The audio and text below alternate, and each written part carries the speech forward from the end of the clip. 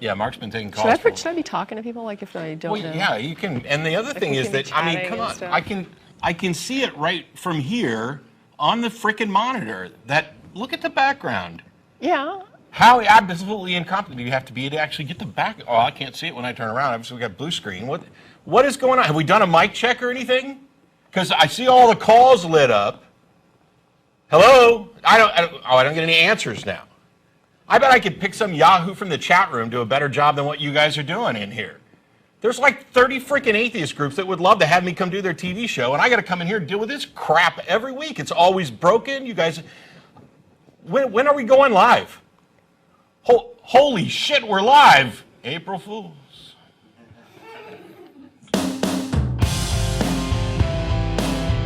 Won't you listen to reason? Will you open your eyes? It's a wonder what you'll find with an open mind. You may be surprised. Yeah, gotta get away from this illusion for the sake of the world. This delusion has gotta go.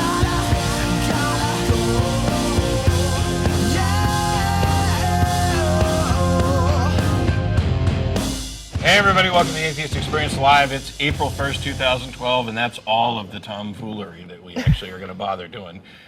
Because as most of you know, not only is it a live show that used to be 90 minutes, but it's an hour now, and an hour seems to fly by, and we barely get to, I mean, there have been shows where we got like 2 calls in. Yeah. We'll try and do a little bit better today. I'm your host this week, Matt Dillon. Join me, Tracy Harris. Hello. Welcome. Thank you. And this is a live public access television program sponsored by the Atheist Community of Austin, a nonprofit educational organization promoting positive atheism and the separation of church and state. You can visit the website, www.atheist-community.org, for more information about the group. And you can visit the website for the show, www.atheist-experience.com. And there's actually an archive of old episodes and information you can find. I had Beth actually dug through the archives, and this is like my 236th show or something like that over the past 6+ years. So, yeah, and while my little prima donna tirade before the show was for amusement, we are constantly trying to make things better here. But as a reminder, it's a public access studio. We don't own this stuff. There's limited things we can change, and sometimes, being live TV with equipment that other people mess with, things are just going to go wrong. We'll do our best to get it working today, and we've already got full lines. I don't want to waste a whole bunch of time keeping people on hold. Quick reminders, after the show's over, we get together and go to dinner at El Arroyo. They'll have the address up probably before I'm even done talking about it, right down there. And this program is only one of many things that the ACA does, including 2 other podcasts, The Nonprofits and Godless Bitches. You can find out more information about both of those at the ACA website. There's a Sunday morning brunch, monthly lecture series, Monday night board games, Thursday night happy hour. The ACA's pub crawl is coming up Saturday, April 14th, meeting at the Dog and Duck. You can find information about all of those events at the website. There's also a frequently asked questions page and tons of other information, ways to get a hold of us. If you don't get through on the phone today or you don't want to, you can send an email to tv@atheist-community.org. That goes to myself, the co-host, a lot of people behind the scenes. There's no telling if you'll get an answer or who might be answering you, but we do our best to read all of them. I'm a little behind, as always. I don't even know why I bother saying it. It should just be a given. Matt's never going to catch up on email. So how are you? Good. Did you survive the party last night? I did. Yeah, there was a drunken rout at my house last night, which actually was kind of tame. Yeah. We're just boring people. There was kind of nothing to it. Did you enjoy any particular April Fool's events today? My favorite one was the blog about us getting picked up by Fox News. Yes. I thought that was really good. I even posted a comment saying that it's about change from the inside, and that it would be like joining the KKK to promote racial equality and change the organization from the inside. And it's not that far from things that I've actually been accused of. That, for example, God is keeping me here until after the rapture so that I can, make the changes after the rapture to lead people back to God type thing. I wish we Interesting. were. I wish we were on Fox News. You know, like right after Bill O'Reilly to correct things. But anyway, that's what we got. We got full phone lines. We'll go ahead and get started right now. We got Luca in New York. How are you? Hey, what's up, Matt? How's it going? Pretty good. All right. Hey, Tracy, do you remember me from all the pestering with philosophical questions on Facebook? I don't know. The name Lucas sounds familiar, but I get a lot of questions. I can imagine. All right. So I have, I think, a pretty solid argument against, standard Christianity, which is based on basically mathematical inevitability, statistics. And it's this: if something is impossible, even if you attempt it for eternity, it will never happen. Whereas if something is possible, it's extremely unlikely if you have an infinite number of times in which you can try it. Not only is it possible that it will happen, but it's like mathematically inevitable that it will happen.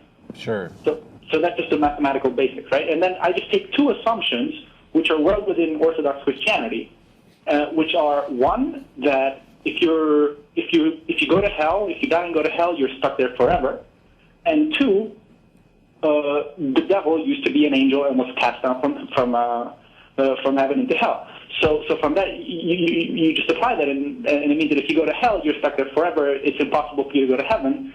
But we know for a fact that it's possible to go from heaven to hell because it happened to the devil. And therefore, if it's possible, and everybody in heaven has an infinite number of opportunities for that to happen to them, for something along the lines of what happened to the devil to happen to them, like, they piss off God or something, then it's statistically inevitable that they all will end up in hell eventually, maybe after billions of years. But everybody from the Pope to the apostles, the Archangel Gabriel, everybody is just statistically doomed to do the same thing that the devil did, as long as they have free will, which allegedly they do. And so every single entity that God ever created is bound to eventually end up in hell, tortured forever. So that really compounds the evil nature of this God entity. I have a question. Yeah. How do we know that angels aren't different than people? We know that angels aren't different than people. Yeah. So this whole thing might only apply to angels, and humans are safe from it? I wouldn't know, but I mean, I'm just Yeah, asking. right. Obviously, Sure. it's hypothetical. Yeah, I understand. Well, I guess we don't know, but then if you make that same argument, you could say, how do you know that the devil is not being different from other angels or in some way unique, so that all of this only applies to him? He could be. I guess. He I mean, could be. theoretically, I guess he could be, hypothetically, so- he could be. The other question I had, and this is just not even really, I don't even know how it applies, but what is the in-between, like in between heaven and hell? Like, what happens to people when they die, but they're not in heaven or hell yet? Like, there's been no judgment yet, and they're dead. What is that? Like, how does that fit in? Yeah, I have no idea. Because Jesus went and preached to the dead, and yet he went to heaven later. So when you were saying no one can be in hell and go to heaven, it's like, well, I don't know if he was in hell, but he went somewhere where the dead people were and like preached Oh yeah, to them. actually, Tracy, you're right. There's a passage in Revelation that says that Jesus did go to hell and preside over the torturing of Well, people. I at the think end of what the he did demons, was, and then I presumably thought went he back to heaven, preached so- to the I guess dead never mind. souls. The whole I don't argument know. breaks down. Yeah, we're gonna sit here and get a whole bunch of things wrong when we start dealing with little fantasy stories, especially some of them that come from different doctrine, like the harrowing of hell is not like a Protestant doctrine at all. But Those are just the questions I would ask if someone approached me with that. I guess Yeah. that would be the first things that I would think of. this is one of those things that sorry, but even if you got it right, it has absolutely no impact. Based on imaginary stuff, so I was just trying to have some fun with it. Yeah. All right. Well, cool. Thanks for calling. All right, have a good one. Bye-bye. Thank you. All right, bye-bye. All right. We've got Brooks in Shreveport. How are you? Hey, how y'all doing? Good. My two favorite hosts. Oh, thank you. I've recently, quote unquote, come out as an atheist to my family and whatnot, and they're all very, very Christian, so it was kind of difficult. But I'm very new to arguing with Christians and stuff like that, and the reason I haven't come out until now is because I've been uncomfortable arguing with Christians, and I didn't want to have to deal with that. So recently somebody posted a picture on Facebook that was like talking about how homosexuality is inconsistent, or it's inconsistent to say that homosexuality is a sin, but wearing a polycotton blingy sweater is not. Sure. You know, and then some Christian got on there and said, "Oh my God, we live in the New Testament now. We don't live in the Old Testament anymore. This doesn't apply." Blah blah blah. Cool. So let's chuck out the Ten Commandments. And I challenged. I'm sorry. Then let's chuck out the Ten Commandments. Oh yeah, exactly. And so the Genesis story. I challenged that. I challenged his comment by saying, "Well, why is God changing his mind? He's supposed to be unchanging, and if it's moral then, it should be moral now." And yeah, it's kind of sad that basically we're expected to know more about their Bible and their religion than they are.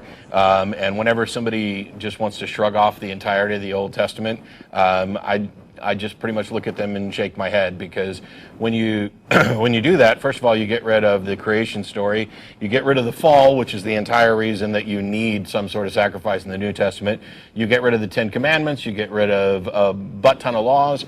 You also get rid of everything that Christians would like to claim as prophecy for their New Testament. And so if we just set all of that aside and we go with the New Testament, what are we left with? Well, we're left with a couple of obvious known forgeries, some anonymous documentation. By the way, the New Testament's also against homosexuality. Paul's very clear about that. So, and then you've got the ravings of a lunatic to close it off with things that don't make much sense that people can interpret in any way they want. I don't really see much value in that, but if they want to be just a New Testament, believer and not an Old Testament believer, that's fine. There's plenty of stuff to challenge in the new one. Slavery is still acknowledged and supported, and matter of fact, it's encouraged for slaves to obey their masters, including the cruel masters, and I think that that's an immoral proclamation, and that the only thing you should tell a slave is to get out as fast as you can, and if you got a cruel master, you take whatever steps are necessary to escape and help others do it. How hard was that to write? Well, we eventually, me and this guy, we got in a pretty lengthy argument, and he was talking about, let's see if I can pull up that word, because I'm unfamiliar with the word. Where'd it go? Dispensations, and how, it kind of nixes off the law and all that stuff. And then the fact that Jesus was crucified fulfills the law, and that's why we don't have to get circumcised anymore, and all that bullshit. How fortunate. I was wondering. I'm really glad that God had to come down and take human form and be tortured and die so that we could stop cutting off parts of people's penises. That's awesome. Yeah.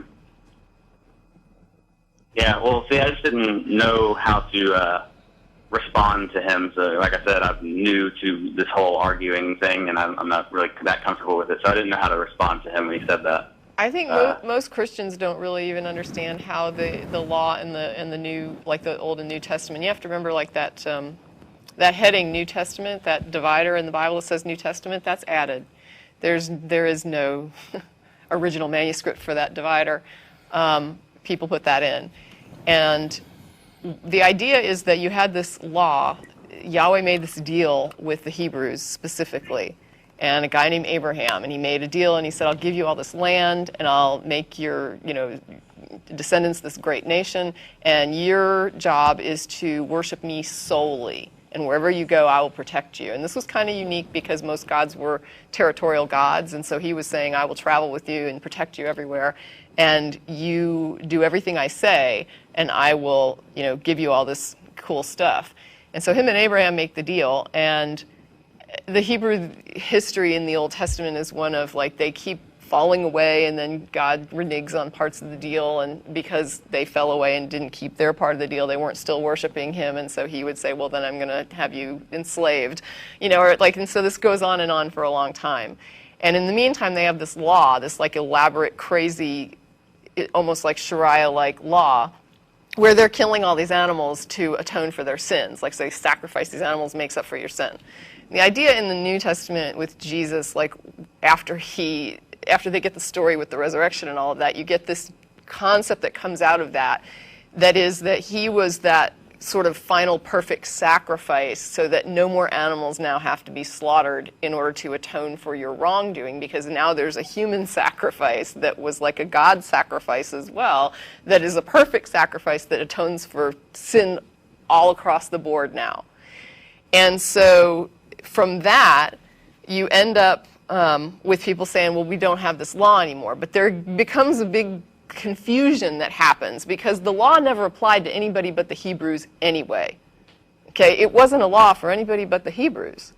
So unless you're a Jew, you're not bound to that full gamut of the law as a Christian, because Christians they were a subset of Jews, and then they started taking in Gentiles. And then there's these debates that happen in the Bible. Like you can see in the New Testament, the arguments about can we take non-Jews into this group of, the Christian churches, or should we not? And if we do take them in, what are they obligated to? Do they have to become Jews first? Do they have to convert to Judaism in order to be a Christian?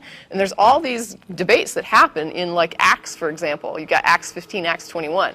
And ultimately it's very confused. There's not like a resolution. But ultimately how I read it is that Paul finally, who was like the Gentile champion of put Gentiles in the church, he finally comes down on the side of the Jews should keep the law, but the Jews in the church, the Christian Jews, should keep the law. The Gentile Christians need to come in, and there's some laws they should keep because everybody knows these laws, and Moses has been preached in the synagogues for years and years and years, and these are good laws, and so they need to keep to the sexual immorality laws. They need to refrain from meat sacrificed to idols. They don't need to be circumcised. And they don't have to, the rest of the law will kind of let them off, because if you make them have to adhere to the Jewish law, it's just going to lower our numbers. So kind of as a weird marketing thing, Paul makes this compromise where he says, let's make them adhere to some of the law. But the Jewish Christians are going to adhere to all of it. And not only are they going to adhere to all of it, but they're going to raise their children in the law as well while they're in the Christian church. So the idea that the law is just done away with is sort of like this blanket thing that Christians are taught from a pulpit, but not many of them actually go into their Bibles and read the details about what exactly was going on with that.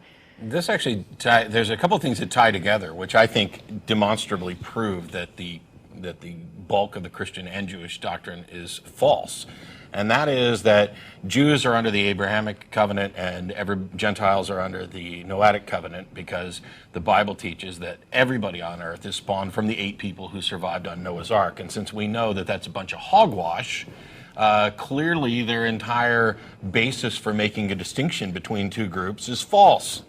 And when we go back to this idea of original sin and the idea that not only are you presumed guilty or born guilty because of this introduction of sin, but that the covenant that you're under is based on your bloodline and all these other things, when scientifically we know we can trace our ancestry back, and that there are civilizations that appear to be completely oblivious to this global flood thing and the survival of 8 species. 8 individuals. It's one of those things where there are Christians who say, well, of course it wasn't a global flood. And there are other Christians who will say that it was a global flood. The ones that are saying it was, some of them are saying so because they understand that there's a big problem with their theology if it wasn't a global flood. If it was just a regional flood where these 8 people survived, and so you've got this 8 people spawning a couple of lineages, one that leads to the Jews and one that leads to the Gentiles. What about all of those other people who lived in other areas? They're not under either one of those covenants, and none of this stuff applies to them. It's this web of absurdity that you get when people who don't know what actually happened in the past start writing a history about what happened in the past. If you try to get clarification, if you're looking for what is the Christian Orthodox view on the law, you're not going to find consensus. And there's not going to be like, oh, here's what Christians think about they're all going to have this concept of this, there's a different thing now. But as far as how it applies and why and what to do with it, they're all different. you're not going to. It's going to be a hard argument because they all have different ideas about it, and most of them are going to change their ideas and start tweaking them as soon as they have to start answering questions because they haven't looked into it before. Most of them. But we got off on a lot of information, Brooks, and I'd Sorry. say just with regard to your issue, don't worry about it. You're not required to prove them wrong. That's a shifting of the burden of proof. You're not required to be an expert about what they believe. They need to make their case, and if they're unable to do it, there's absolutely nothing wrong with you saying, I'm just not convinced, or even, I'm just not interested. And, well, one thing in really having these quickly, discussions. there's two questions that can wrap it really fast so that you don't have to go down this road at all if you still want to deal with the law issue, and that is, do you believe that, you could ask the person, do you believe that God imposed that law in the Old Testament, that it was in effect and it was from God? And if so, do you agree that it's immoral? And if they're not willing to admit that it's an immoral law, then they have to defend it whether they think they're under it now or not, because they have to say that at the time it was imposed, it was moral to, for example, kill gay people. If they want to say it wasn't ever moral, then they have to say whether or not they think their God imposed that law. And if they'll say, no, God had nothing to do with the law, they're off the hook, but that makes other problems. If they say God did impose that law, then they do have to answer the question, do you agree that it was an immoral law? Right. All right, well, I think that pretty much sums it all up. All right. And I can watch this later and take notes. Okay. Thanks for calling in, thanks. Brooks. Bye-bye. All right, we got Dale in Queensland. Thanks for waiting. How you going, Matt? Hello. You hear me? Hello? Yes. Yep. Hello? Hello? Hello. Can you hear us? Yeah, I can hear you. Can you hear me clear? Yeah. Yes. Cool. My question is to you, Matt, is do you believe that you're an atheist? Yes. That's the label. That's one of the labels that I use. Yeah. Well, this is my question to you. You cannot believe you're an atheist because atheists do not have a belief system. No. You're a No, that's not- atheist. Checkmate. Dale, that's not true. The fact that atheism is not a belief system doesn't mean that atheists don't have beliefs. As people. I have lots of beliefs, and all that is separate from whether or not atheism is a belief system, which it's not. I can believe I'm an atheist for the same reason I can believe I'm a male. Male is not a belief system either. So why would atheists, some atheists say that atheism is a lack of belief? Atheism is a lack of belief in God claims, not a lack of belief in anything. All right. Cool. I've got other questions too. All right. Just bear with me. Matt, does it require? Is faith required to be an atheist? No. No. No. So faith wouldn't be required for you to be an atheist, wouldn't it? No, faith is not required to be an atheist. So if you believe you're an atheist, then how can you say you got no faith that you're an atheist? To me, it's not logical, because belief and having faith are the same thing. Don't you agree? No, I don't agree. Faith is the reason that people give for having a belief when they don't have good reasons. Faith is not a belief. It's the attempted justification that people offer for a belief. You can believe all sorts of things, and you can believe them for good reasons, and you can believe them for bad reasons. I choose to believe things for good reasons. Well, I don't even think I choose to believe. I think I'm forced by rationality to believe things for good reasons, or to prefer to believe things for good reasons. So I'm an atheist, which simply means I do not believe that a God exists. I don't have to have faith to believe that. It's the default position, by the way. Somebody claims, hey, a God exists, and my default position is, I don't believe it. Can you prove it? It's like the Bigfoot thing. If you say, I don't believe a Bigfoot exists, Yeah. that doesn't mean that I don't have other beliefs in other things. It just means I don't you believe believe that. Do you believe that Do I believe? in Bigfoot?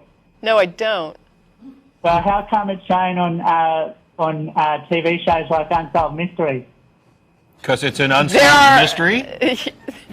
If it was solved, then you'd have a It's not- justification to believe it. It's shown on TV. Bigfoot and that. You can't. Yeah. My next question is. Wait, Dale? Yeah? Do you believe Bigfoot exists?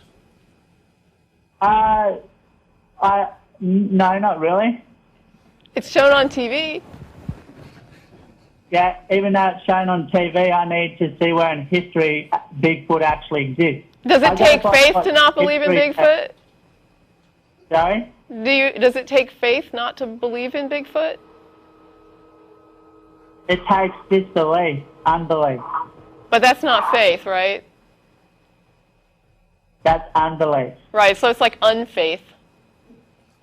It's unbelieving, right? Right, so it's like not faith. don't believe in it. Yeah, it's not faith, it's unbelief, right?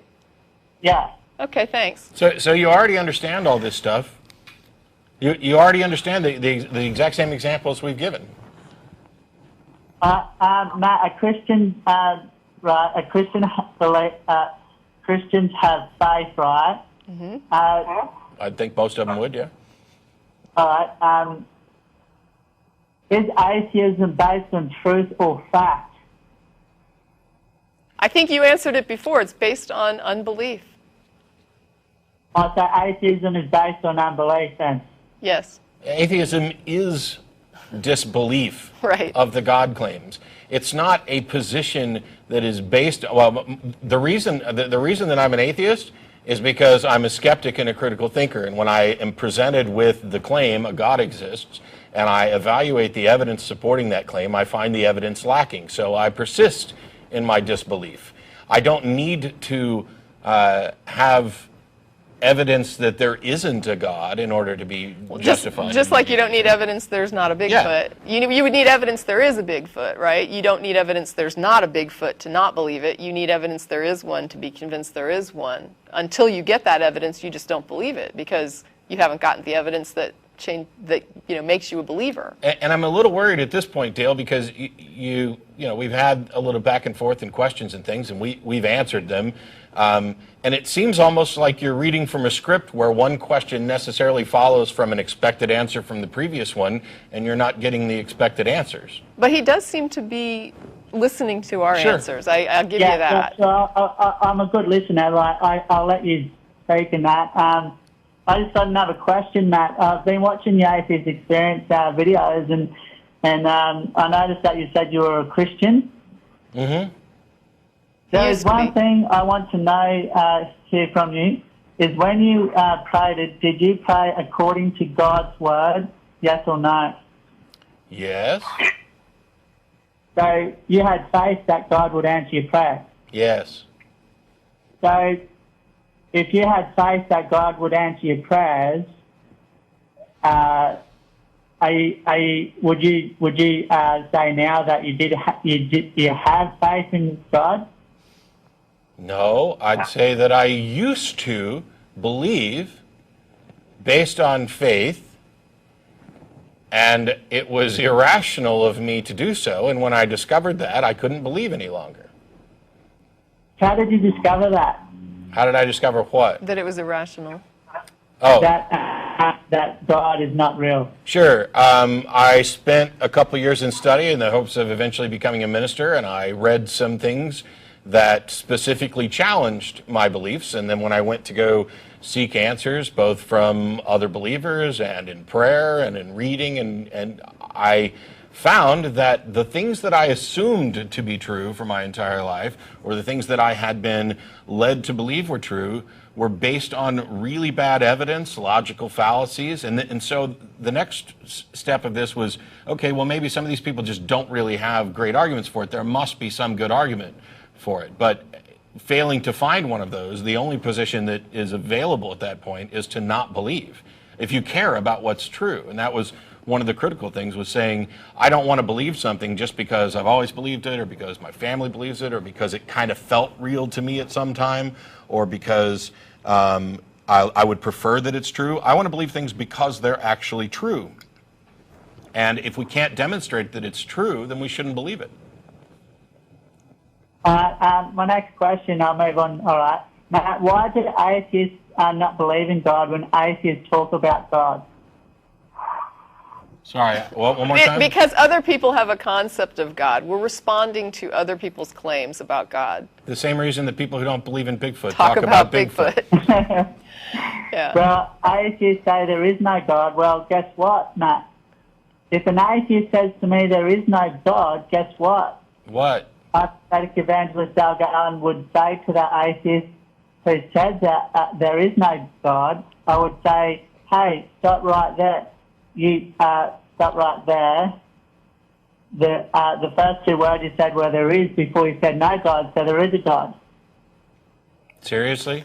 There is no Bigfoot means there is a Bigfoot? There is. Yes. First of all, Dale, atheism is not necessarily the assertion that there is no God. Atheism is the disbelief of God claims. Now, it's consistent with atheism for some atheists to say that they believe that there are no gods, but that's a separate proposition. So when you say, an atheist says there is no God, I have to say, no, that's not necessarily true. Just like somebody who doesn't believe in Bigfoot doesn't necessarily claim that there is no Bigfoot. But if you're gonna play a little word game of saying, "Oh, you said there is no God," and the first two words are "there is," then there must be a God. That's crazy. Here's the thing. Like it's basically it's not crazy. It's just saying there is. You acknowledge God before you even say no God. So in one concept, the concept that I got was there is no God. Well, there is because you said there is, and then you say no God. Right, you negate it. No is in there. There's the thing, though, Dale. What you need to do is on your list of questions, plug in Bigfoot instead of God and see how they work. And if they don't fly with Bigfoot, then skip to the next question. If somebody says there is no Bigfoot, I think clearly you understand they are not saying there is a Bigfoot, right? I mean, you do understand that, correct? Yeah. Okay, so don't do the same thing with God that you wouldn't do with Bigfoot. So, but I'm just correcting what straws. atheists is. Because they had to say the first two words were there is before they said no God. Same with Bigfoot. But you know that a person saying there is no Bigfoot does not mean there is a Bigfoot. Hey, you know what? I can also say no gods exist. I didn't start with there is, I started with no. So clearly, no gods exist. I'm right? You said you know. No, I didn't say I know. I said no gods exist. N-O, as in none. All right. So, I'll move on. Thanks for trying to answer the question. Sure. My question, Matt, have you ever, so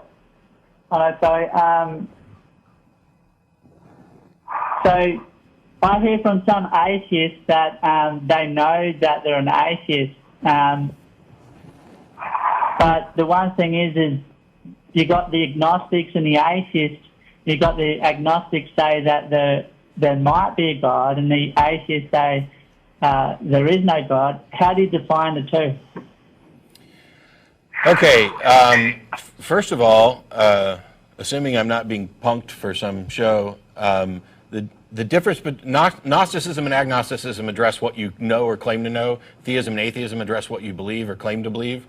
They're not mutually exclusive terms because knowledge is a subset of belief. So you could be an agnostic theist, a Gnostic theist, an agnostic atheist, and a Gnostic atheist. Any of those would be valid to say that I believe there's a God and I know there's a God, or I believe there's a God but I don't know there's a God, or I don't believe there's a God but I don't claim to know that, which is the position that most atheists are fine with. And then there's the I don't believe there's a God and I know that there's no God. And that position, depending on your definition of knowledge, may not be sound.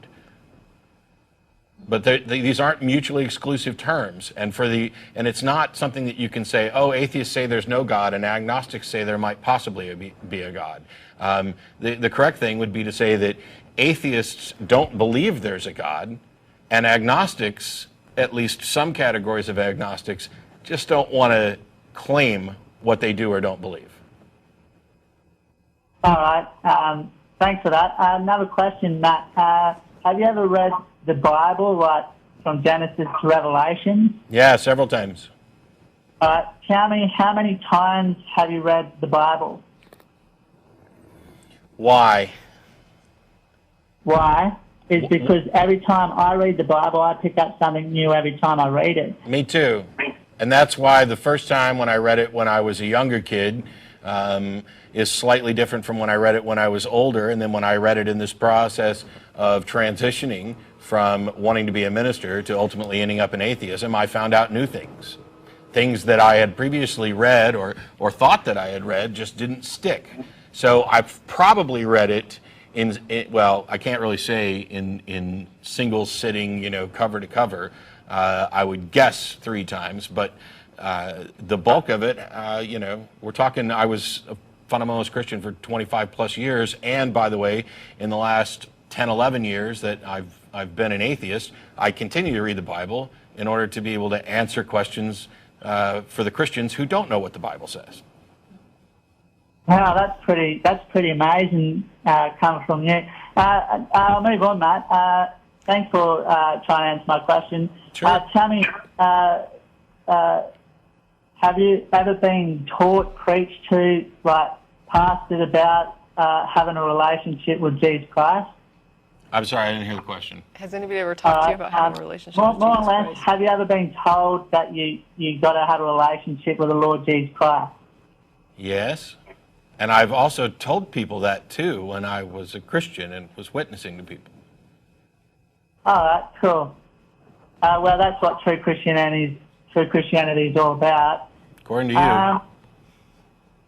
you. Do you believe that? I want to know where, from your proof, there is no God. I want to know from your logical standpoint that there is no God. Without using science, without using evolution, I want to know how there is no God. Okay, first of all, and I apologize because I was going to let Tracy just answer this, but I've got to jump in. That's right. Because first of all, as I've explained 2 or 3 times now, atheism isn't necessarily the assertion that there is no God, and I haven't asserted here that there is no God. But even if I did, for you to expect somebody to prove that there is no God and then start eliminating science and evolution is patently absurd, because science, I don't care that much about evolution in this case because it doesn't necessarily address the question, but science is the single most consistently reliable method we have for discerning the true nature of reality. And if you want to just chuck it out the window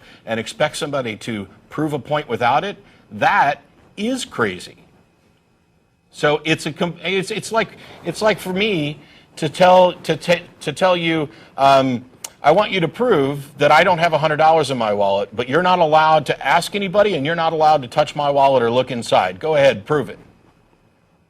Well, to me, basically, you just said that you got $50 in your wallet, so why would you want to try and prove that to me? Actually, I said I had $100 in my wallet, which goes back to your ability to listen. $100. Sorry. But so my point was, you're asking somebody to disprove something, then taking away the tools that might be useful for that.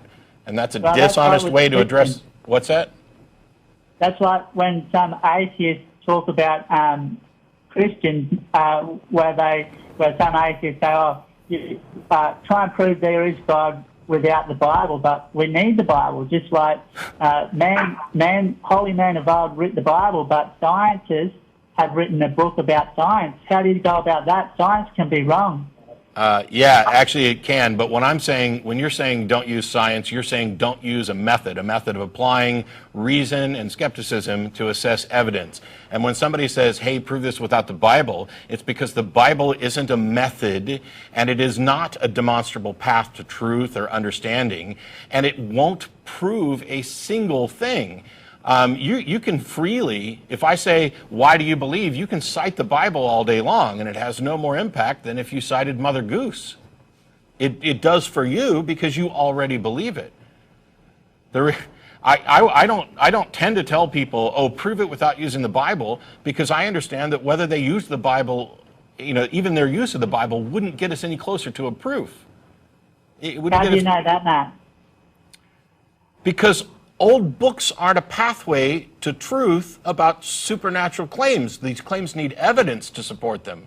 Are you saying that the fact that I actually, what are you saying about the Bible? But what could be contained in Yeah. a statement that could demonstrate the existence of something?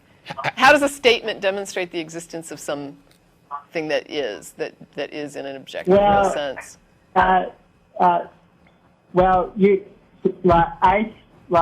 know that history is history, right? Sorry, what? History is believe- history? History is history, right? Well, yeah, I'm all down. I'm down with tautologies. All right.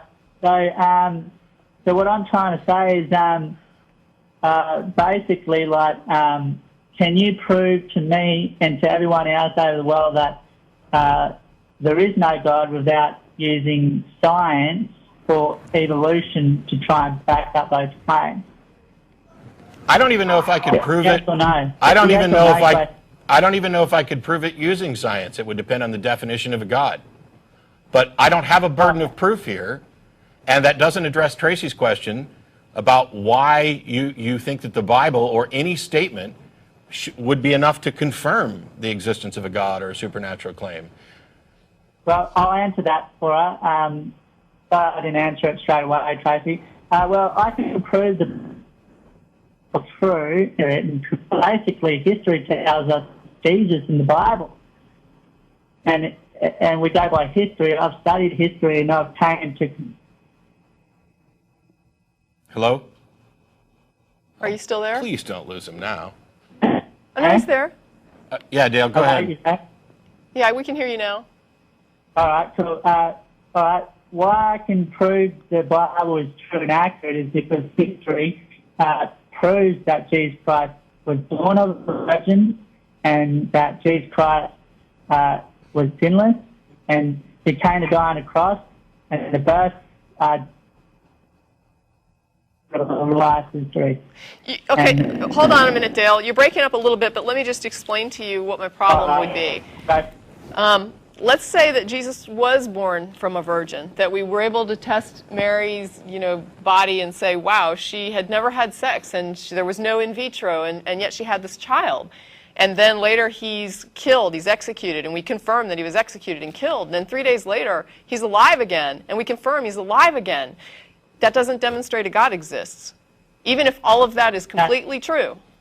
And what's more important is that your assertion. How does it demonstrate a God exists, Dale? How does that have anything to do with a God? You haven't demonstrated God had any hand in any of that. When Jesus was born, it was a miracle, and basically miracles have been proved. If Jesus was born in a way that was like no one could explain it, you still have to demonstrate, if you think a God caused it, you have to show a God exists and that a God did cause it. And you haven't done it by simply showing the miracle. Even if there was a miracle birth, you haven't demonstrated a cause. That's why the Bible doesn't demonstrate God. No matter what's in it, if you could show me every prophecy in it and demonstrate that it's an amazing, provable prophecy, that it really is real prophecy and it qualifies and it was predicted in a way that's just, we can't even explain it. And what that means, guess what, is we can't explain it. You have to demonstrate a God did it. The claim that God did it is not evidence God did it. The Bible says that. I go by the Bible. The Bible says that. I know you do. It's history. I know you do, and you believe the claims in the Bible, but my point is, even if everything in the Bible happened, you have not demonstrated the cause is an existent God.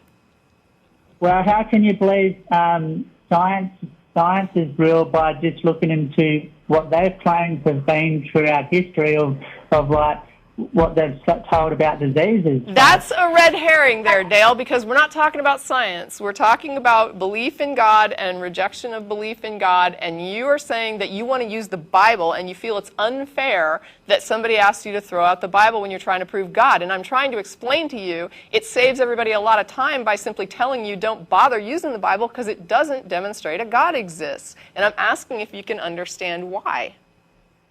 I can understand why. It's because history tells of the birth and the cross of Jesus. Like there's been try and say that to over 2 billion Americans that have had near-death experience and see where you come. Near-death Okay. experience doesn't demonstrate a God. You Wow. have to It's not. demonstrate a cause, and you Well, have what about not. the medical science? First- What about the medical reports of people Dale. risen from the dead? Explain that. Dale. There's evidence of people Dale. risen from the Dale. dead. It's evidence Even from if you faithful could prove an people. afterlife, you haven't demonstrated a God. Dale, first of all, history doesn't completely bear out your Bible in the way that you'd like to pretend it does, because there is no contemporary extra-biblical evidence that confirms any significant event of Jesus' life, including his name or his birth date or anything else. The Bible gets a number of things wrong. That's why there's a significant challenge from some historians and Bible scholars about whether or not a Jesus even existed. So history is not quite as on your side as you think it was. But Tracy's point is that even if it was, and even if all this was confirmed, what we would be left with is a mystery, because the events themselves do not testify to a cause. You have to I'll lay demonstrate. it down the line for you. I will prove to you that God exists. I'll answer Tracy's question. God exists just by simply, you got a voice, haven't you? You can speak. Yes, I can speak. I think that's kind of a question you don't now, need to ask. Are you willing to call out to God and ask his son Jesus Christ to show you himself to you in a dream or a vision? Sure. Are you willing to do that? And what makes you think I haven't done that? Well, I'm not thinking that way. You said that.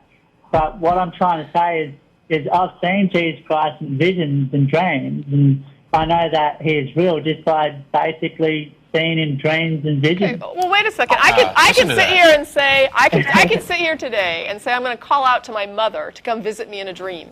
And if I dream about her tonight, you're saying that means that my mother caused the dream about her and not that I was thinking about having a dream about her? No, you said that you're going to call out to your mum, didn't you?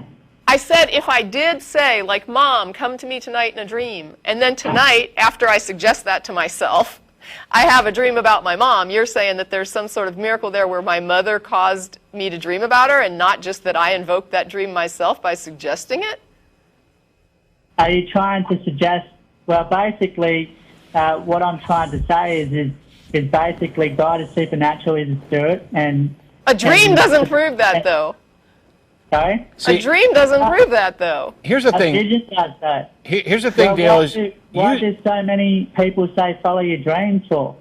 Wow. Okay, first of all, Equivocation. you said a whole bunch of little things that I really wanted to hit on and couldn't. One of them was the how do you explain that, which, by the way, is a fallacy called argument from ignorance. When you were talking about near-death experiences, your basic argument is that people have these experiences, and if we can't offer some alternative explanation, then clearly they actually did die and go to heaven and all the stories are real. That is a fallacy. It's simply not true. The other thing is that near-death experiences are one of those things that have entered the cultural mindset, so it's not really that unlikely that people would have them. But people tend to have near-death experiences and visions and things that mesh with the religious beliefs and religious imagery that they already have. Not in every case, but in most of them. And so you would be simultaneously arguing that Protestantism and Catholicism and all these various ideas with differing soteriological positions would actually be true.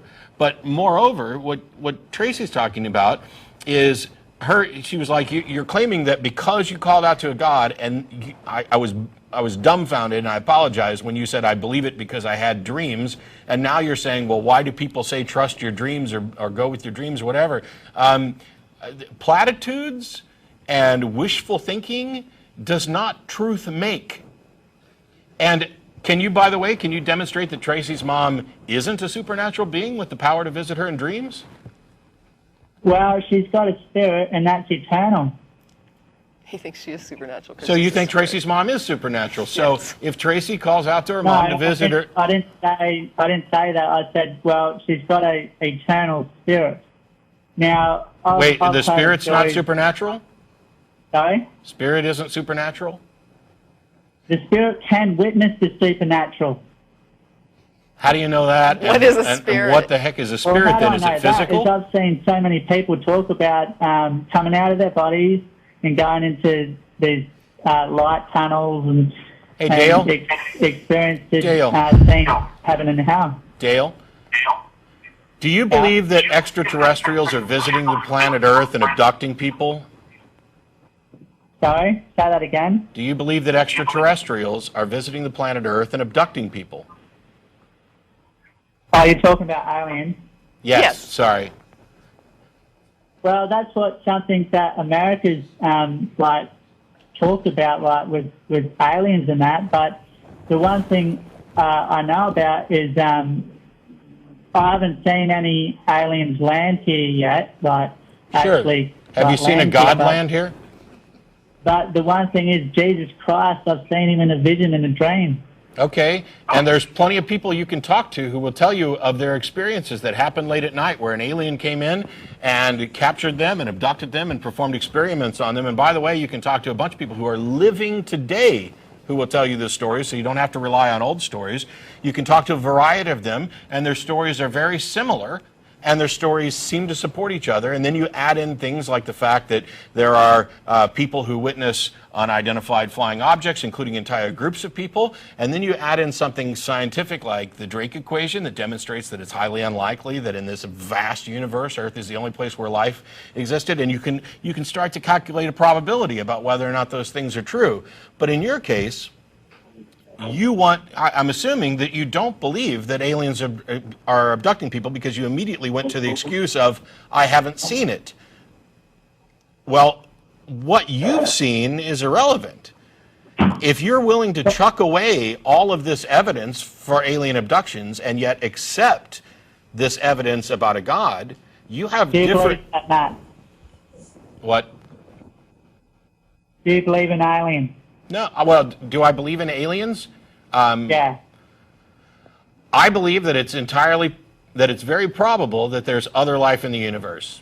I can't say, I don't claim to know for sure. We might be the only ones. We might be the first ones. Other ones might have died off. I can't say. But what I can say is that it seems highly improbable that we are the only planet in this vast universe where some sort of life formed. I think you should qualify the abduction thing. But I do not believe for one second, but I do not believe that aliens are visiting Earth.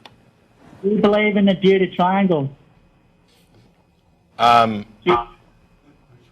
Do you believe a bit what science has said about the Bermuda Triangle? Yes, I believe what people go missing. Yes, I believe what science has said about the Bermuda Triangle, which is that there's absolutely nothing to what science has said about the Bermuda Triangle is that there's absolutely nothing to these mythological stories. There's nothing supernatural going on. There's nothing mysterious, and it's not a triangle, and it's not even the same coordinates. Yeah, I believe what science has to say about it. Then where are all these people go missing to then? Explain that. Dale, we're done. Really. Yeah, I think we've spent a lot of time. We spent a whole bunch of time on this stuff. I mean, and we're happy to answer your questions, but we do have other callers that have been waiting the entire show. So. Yeah, and we've bounced around to 20 subjects, and we're right back to arguments from ignorance. I want to have your permission to broadcast this on my YouTube account. Would I be able to do that with your permission? Absolutely. Matter of fact, thumbs up. Now I have to, Dale, stop. I have to direct you to the Atheist Experience webpage where the instructions, because all of our content is released by Creative Commons license, and anything that you're posting on YouTube needs to be directed back to us. So you're going to need to visit that page and follow the instructions there, but there's nothing difficult about this at all, and we will be happy to let you post to this conversation. All right, cool. Thanks for your time, and if I've offended you in any point, forgive me if I've offended you in any way. No, we're not offended. All right, cool. All right. Thanks for your time. You have a nice day, and Thank you. We'll talk again some other time. Thanks. Thanks, Dale. Thanks for the warning that we're going to talk again another time. No, I'm actually, maybe we'll get further instead of kind of going back, because I can't believe we got through so many different things, and then right there again, another argument. Causation. Yeah. Well, how do you explain all those missing planes? I don't know. Have you explained it? And I just didn't By the get way, that. the Bermuda Triangle isn't an explanation. No, it's not. all the stories about it is just a big mystery. Yeah. It's not like that, Again, if it's all true, we still don't know. We still don't have a cause. So Sam in Tucson, thanks for waiting. Hey, Matt, Tracy, my favorite people. Yay. Hello. Hi. I was thinking about just the hypocrisy of what people believe from what their leaders or whoever started the religion was about. So I had run into some Hare Krishnas recently. Have you run into these guys at all? I had a best friend, Hare Krishna, in college. Did you? I did. Nicest guy you ever want to meet. I know. Nicer than a but Mormon? What is with Nice. the abstinence and fasting? And I mean, it's like they're so emaciated. They look like skeletons. He was very Oh. thin, yeah. Anyway, I ran into some people on a flight recently, and I was curious about. I'm an atheist, but I like to study about other religions, and especially when they're so weird or strange, So I wanted to know about what it is that they believe. But they kept talking about what they do. It was more on what they eat, what they don't do. Like even if they're married, they have to abstain from sex at certain times and all this other stuff. I don't know that level of detail. I do know that it's like it's a modern kind of brand of Hindu. I feel weird even saying that because probably people who are traditional Hindu would be like, this is not Hindu.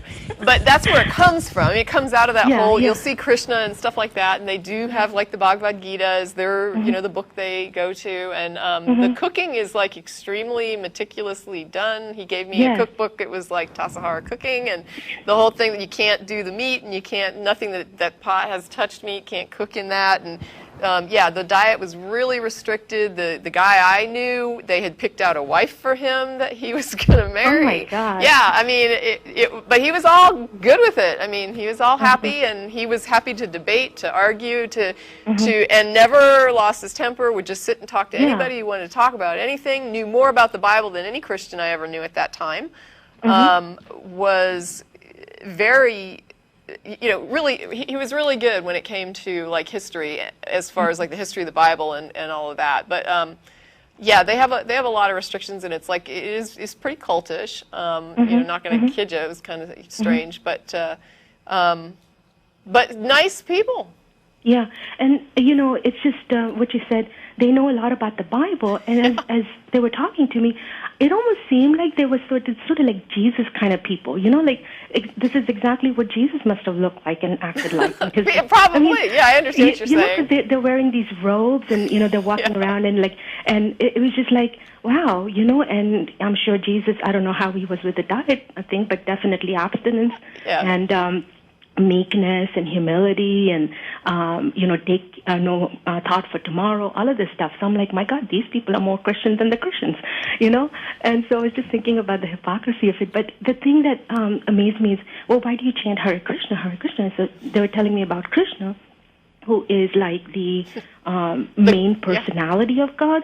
Sure. He is also like the incarnate of one of the Hindu gods, like the major god. So then the major god came down to earth as a human being kind of thing. Sure. And what was interesting then, I tried to look up online and read some stories about Krishna. And it was fascinating. It was like this guy was, he was just a regular human. He was a very strong man, and he grew up as a cowboy, and then he became a king. And but it was interesting in his childhood. He was a thief. He used to break into people's homes and steal butter and candy. It's important to understand that I think for most of the people that I know that are come from a Hindu tradition, not the Christian, they look at Krishna as like a character. As a what character? Like a character that is a teaching tool. I got to actually cut it off. They're actually rolling the credits on me. The show's about over. I apologize. Oh, my God. I'm sorry. That's okay. Call back next week, and maybe we can talk to it more. Or you can email tv@atheist-community.org, and that'll get to us. We'll be able to address it. Thanks to the people who are not incompetent, despite our little April Fool's joke, for putting the show together. We'll see you again next week. Bye-bye. Okay, bye.